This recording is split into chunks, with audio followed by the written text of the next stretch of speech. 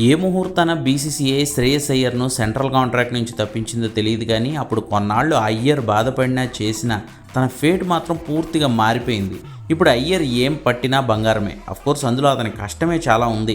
నిరుడు కోల్కతా నైట్ రైడర్స్ను ఛాంపియన్గా నిలిపిన శ్రేయస్ అయ్యర్ కోల్కతాని వదిలేయాలని నిర్ణయం తీసుకున్నప్పుడు చాలామంది ప్రశ్నించారు, కప్పు గెలిపించిన వాడివి టీంను వదిలేయడం ఏంటి అని. కానీ అయ్యర్ అలా వదిలేయడం వల్ల చాలా లాభాలే పొందాడు. మొదటిది అతని ఆప్షన్ ప్రైస్. వేలంపాట్లో 10 కోట్లు పలికితే ఎక్కువ అని ఫీల్ అయిన అయ్యర్ను ఏకంగా 25 కోట్ల రూపాయలకు కొనుక్కుంది పంజాబ్ కింగ్స్. రెండోది పంజాబ్ కింగ్స్ అనుభవజ్ఞుడైన అయ్యర్ను కెప్టెన్గా ఎంపిక చేసి మరో మేలు చేసి పెట్టింది. మూడోది ఛాంపియన్స్ ట్రోఫీ కోసం తప్పనిసరి పరిస్థితుల్లో అయ్యర్ను మళ్ళీ టీమిండియాకు ఆడించేలా కూడా ప్లాన్ చేసింది బీసీసీఐ. అది జరిగింది కూడా.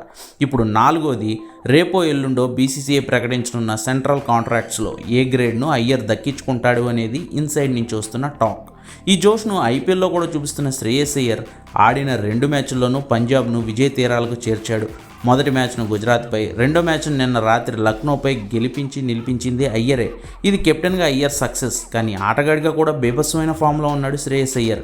మొదటి మ్యాచ్లో గుజరాత్పై 97 పరుగులు చేసి నాటౌట్గా నిలిచిన శ్రేయస్ అయ్యర్ రెండో మ్యాచ్లోనూ లక్నోపై 30 బాల్స్లోనే 52 పరుగులు చేసి ఈ మ్యాచ్లోనూ నాటౌట్గా నిలిచాడు. 2 మ్యాచ్ల్లోనూ పంజాబ్ విజయాల్లో శ్రేయస్ అయ్యర్దే కీలక పాత్ర. అలా కోల్కతా నుంచి బయటకు రావడం అయ్యర్కు అన్ని రకాలుగా కూడా కలిసి వచ్చిందన్నమాట.